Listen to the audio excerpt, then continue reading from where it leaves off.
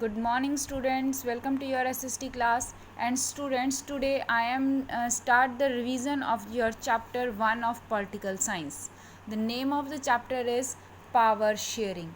Students, as you know about this chapter, that in this chapter we have to be learn mainly about that what is power sharing और power sharing क्या है और how we are having the power sharing in our country. हमारे country में power sharing कैसे की गई है. Before going to the our country, here in this chapter we also studies the political conditions of two countries. One is Belgium and second is Sri Lanka. Okay, चलिए let's start the revision. तो बेटा सबसे पहले मैं आपको starting में बताना चाहूँगी that what is power sharing. Power sharing है क्या एग्जैक्टली. अगर हम डेमोक्रेसी की बात करें तो डेमोक्रेसी में हम पावर्स को डिवाइड करते हैं rest with any one organ of the government. All powers जो हैं वो किसी एक ऑर्गन के पास नहीं होती हैं. That are divided among the legislature, executive and judiciary. ये पावर शेयरिंग में का एक फंक्शन है. इसमें क्या होता है कि जो भी हमारे पास पावर्स हैं, गवर्नमेंट के पास जितनी भी पावर्स हैं वो किसी एक पर्सन के हैंड में नहीं है. They are divided. वो डिवाइडेड है. शेयरिंग का मीनिंग क्या है? What do you mean by sharing? Sharing means divide करना. ठीक है. तो पावर जो हैं वो लेजिस्लेचर, एग्जीक्यूटिव और जुडिशरी के बीच में डिवाइड कर दी जाती हैं. ठीक है. चलिए उसके बाद it is very important the design of democracy is in this the next 2 chapters we have to be carry. और ये इंपॉर्टेंट है डेमोक्रेसी में. अगले हमारे दोनों चैप्टर जो हमने पावर शेयरिंग और फेडरलिज्म 2 चैप्टर पढ़े हैं, ये दोनों चैप्टर हमारे इसी बेस पर डिवाइडेड हैं, बेस्ड है. ओके. चलिए now first we have to be learn the examples of Belgium and Sri Lanka. हम बेल्जियम और श्रीलंका का एग्जाम्पल पढ़ेंगे to understand the chapter. Okay. So let's come on the Belgium and Sri Lanka. As you all know that Belgium is a very small country in Europe. Europe में Belgium जो है वो एक बहुत स्मॉल कंट्री है. एंड द स्टेट हमारे Haryana state से भी स्मॉलर है. ठीक है. इसकी पॉपुलेशन भी कम है. And it is bordered with France, Netherland, Germany and Luxembourg. और किसके साथ बॉर्डर है इसका? फ्रांस के साथ, नीदरलैंड, जर्मनी एंड लग्जमबर्ग. बच्चे ये 1 मार्क्स क्वेश्चन है, ये आपको प्रिपेयर्ड होने चाहिए. ठीक है. It has a population of little over 1 crore, about half the population of Haryana. ठीक है. तो ये तो है हमारे पास कि इसकी सिचुएशंस क्या हैं, जोग्राफिकल सिचुएशंस क्या हैं, कहाँ पर है. यूरोपियन कंट्री है, स्मॉल कंट्री है, लेस पॉपुलेशन के साथ. और इसके नियर बाय जो स्टेट्स हैं और कंट्रीज़ जो हैं वो नीदरलैंड, जर्मनी एंड लग्जमबर्ग है. अब मेनली हम पढ़ेंगे कि बेल्जियम की कंडीशंस क्या हैं, बेल्जियम में पॉलिटिकल कंडीशंस कैसे वर्क कर रही हैं. तो मैं यहाँ पर अब आपको बेल्जियम की एथनिक कंपोजिशन समझाऊंगी. बेल्जियम का ethnic composition, it has a complex ethnic composition. Ethnic composition क्या होता है? एथनिक मतलब कि वहाँ पर डिफरेंट ग्रुप्स के जो लोग रहते हैं, तो ग्रुप वाइज इसका एथनिक कंपोजिशन कैसा है. Okay. So let's start it. अगर एथनिक कंपोजिशन की बात करें तो बेल्जियम में 3 लैंग्वेज बेस्ड एथनिक कंपोजिशन है. किसके ऊपर बेस्ड है? लैंग्वेज बेस्ड एथनिक कंपोजिशन है. और यहाँ पर 3 टाइप के लैंग्वेज बोलने वाले लोग रहते हैं. One is Dutch speaking, second is French speaking and third is German speaking. Okay. ये 3 तरह के लोग यहाँ पर रहते हैं. Dutch speaking, French speaking and German speaking. Okay. अब कम ऑन द बुक. ये देखिए 59% lives in the Flemish reason.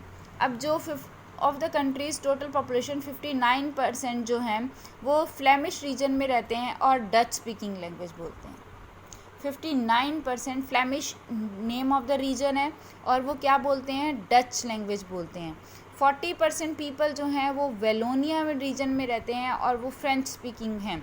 ठीक है. ओनली 1% लोग जो हैं वो जर्मन स्पीकिंग है. इसका मैंने पाई चार्ट यहाँ पर आपको दिखाया हुआ है. 59% Dutch speaking, they are lived in Flemish region. 40% French speaking, they are lived in Wallonia region. And 1% German, और 1% जो है वो जर्मन है यहाँ पर. ठीक है। अब इसमें भी क्या है mainly, see here, in the capital city Brussels. अब इसकी कैपिटल कौन सी है, ब्रूसलेस। वहाँ पर 80% तो है फ्रेंच और 20% क्या है, डच। ओके, अब ये ध्यान में रखना, देखो पूरे कंट्री के कंपैरिजन में ब्रूसलेस जो कि कैपिटल सिटी है, वहाँ पर कंडीशन जो हैं वो डिफर हैं। पूरे कंट्री में किन की मेजॉरिटी है, डच स्पीकिंग की मेजॉरिटी है विद 59%, बट ब्रूसलेस में majority is of French speaking की मेजॉरिटी है विद 80% एंड 20% डच। ठीक है, जर्मन्स वहाँ है ही नहीं। तो यहाँ का जो एथनिक कंपोजिशन है कैपिटल का वो डिफ़र है। वहाँ पर जो कंट्री में माइनॉरिटीज़ हैं वो मेजॉरिटी है और जो मेजॉरिटी है वो माइनॉरिटी है। ठीक है, सो अब इनके बीच में एक और प्रॉब्लम है, that is rich and poor. कौन रिच है, कौन पुअर है। The minority French speaking community was relatively rich and powerful. जो फ्रेंच स्पीकिंग कम्युनिटी है वो रिच है और पावरफुल है।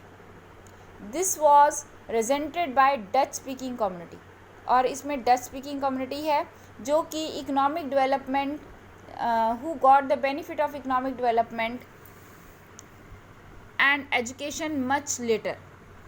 अब क्योंकि फ्रेंच स्पीकिंग रिच थे, पावरफुल थे, इसलिए डच स्पीकिंग को एजुकेशन जैसी जो डेवलपमेंट वाली थिंग्स थी ये थोड़ी लेट में मिली हैं, and this led to the tension between the Dutch speaking and French speaking. और इस बात को लेकर इन दोनों कम्युनिटीज़ के बीच में टेंशन है।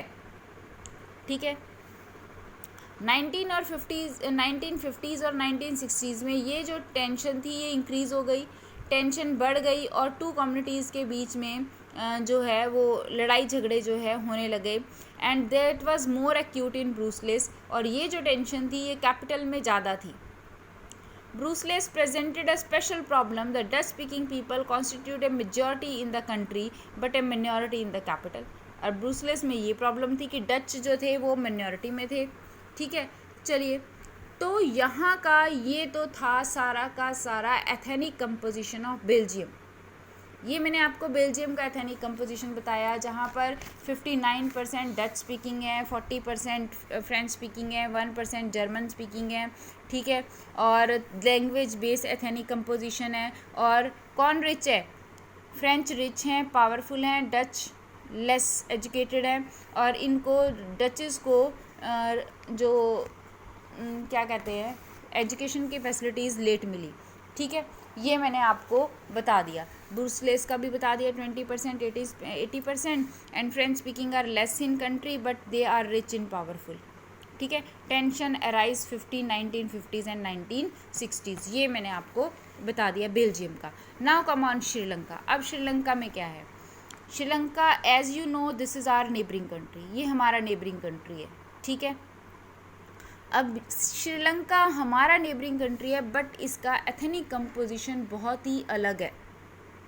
First of all, Sri Lanka got independence in 1948। 1948 में श्रीलंका जो था वो इंडिपेंडेंट हुआ, स्वतंत्र हुआ। Sri Lanka emerged as independent country in 1948. The leader of the Sinhale community sought to secure dominance over government by virtue of their majority. और इसमें कौन सी गवर्नमेंट आई, सिन्हेल कम्युनिटीज़ की। सिन्हेल भी फर्दर एक लैंग्वेज है। ठीक है, अब ये सिन्हेल स्पीकिंग लोग जो थे उन्होंने अपनी गवर्नमेंट बना दी और वो मेजॉरिटी में भी थे। एज ए रिज़ल्ट अब यहाँ पर गवर्नमेंट ने मेजॉरिटीरिज्म की इस्टेब्लिश किया, सिन्हेल्स की सुपरमेसी इस्टेब्लिश की। सिन्हेल की सुपरमेसी इस्टेब्लिश करने का मतलब है कि यहाँ पर मैक्सिमम जो चीज़ें हैं they are in the favour of Sinhalese, वो सिन्हेल्स के फेवर में है। ठीक है, now let's read the ethnic composition of Sri Lanka. अब श्रीलंका का एथनिक कंपोजिशन रीड करेंगे। कैसे, श्रीलंका में हमारा नेबरिंग कंट्री है, अब यहाँ पर भी लैंग्वेज बेस एथनिक कंपोजिशन है। ठीक है, 74% सिन्हेल स्पीकिंग लोग हैं। कितने परसेंट, 74% सिन्हेल स्पीकिंग लोग हैं। ठीक है, और उसमें से 74% सिन्हेल स्पीकिंग में से अब जो रेस्ट रह गए उसमें 18% तमिल स्पीकिंग है, ठीक है। बट जो तमिल स्पीकिंग 18% है उसमें भी क्या प्रॉब्लम है कि 13% श्रीलंकन तमिल्स हैं और 5% इंडियन तमिल्स हैं। 13% श्रीलंकन तमिल्स, 5% इंडियन तमिल्स। इस चीज़ को समझना बहुत ज़रूरी है कि ये श्रीलंकन तमिल्स क्या हैं और इंडियन तमिल्स क्या हैं। देखो 74% तो सिन्हेल स्पीकिंग है, जो सिन्हेल लैंग्वेज बोल रहे हैं। 18% वो लोग हैं जो कि तमिल लैंग्वेज बोल रहे हैं। बट तमिल दो तरह के लोग बोल रहे हैं, एक तो वो जो पर्टिकुलरली श्रीलंका के ही रहने वाले हैं, और कुछ तमिल श्रीलंका में भारत से शिफ्ट हुए थे, इंडिया से शिफ्ट हुए थे ये जब इंटेंजर्ड लेबर के रूप में। हमने पढ़ा था चैप्टर 4 में, हिस्ट्री के चैप्टर 4 में, कि इंटेंजर्ड लेबर में प्लांटेशन एरिया में वर्क करने के लिए बहुत सारे इंडियंस जो थे तमिलनाडु वगैरह से, वो प्लांटेशन एरिया में शिफ्ट हुए। तो प्लांटेशन एरिया जो यहाँ पर था दैट इज़ ऑफ श्रीलंका के प्लांटेशन एरिया में ये लोग जो थे वो शिफ्ट हुए, ठीक है। तो इंडियन तमिल्स आ गए यहाँ पर। अब दो तरह की तमिल कम्युनिटीज़ हो गई, श्रीलंकन एंड इंडियन, ठीक है।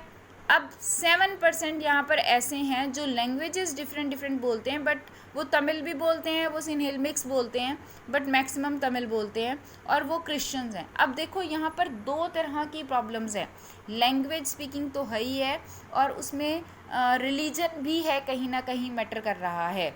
चलिए अब रिलीजन कहाँ मैटर कर रहा है वो पढ़ते हैं। 74% सिन्हेल स्पीकिंग है, जो कि बुद्धिस्ट हैं, जो बुद्धिज़्म को फॉलो करते हैं, और इसी कारण जो स्टेट है इनकी मेजॉरिटी है, इसलिए स्टेट में बुद्धिज़्म को प्रेफरेंस दी है, बुद्धिज़्म को आगे बढ़ाने की कोशिश की गई है, ठीक है। अब तमिल जो हैं वो हिंदू भी हैं और मुस्लिम भी हैं, वो दोनों मिक्स हैं।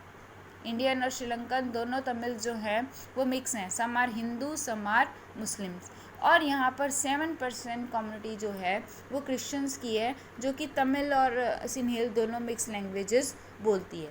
तो ये है ethnic composition of Sri Lanka. Let's read it, एक बार इसको यहाँ देख लेते हैं हम, क्योंकि मैंने आपको चैप्टर पहले भी बुक में से नहीं पढ़ाया था, that's why I am here with the book. In 1956, Act was passed to recognize Sinhala as the only official language.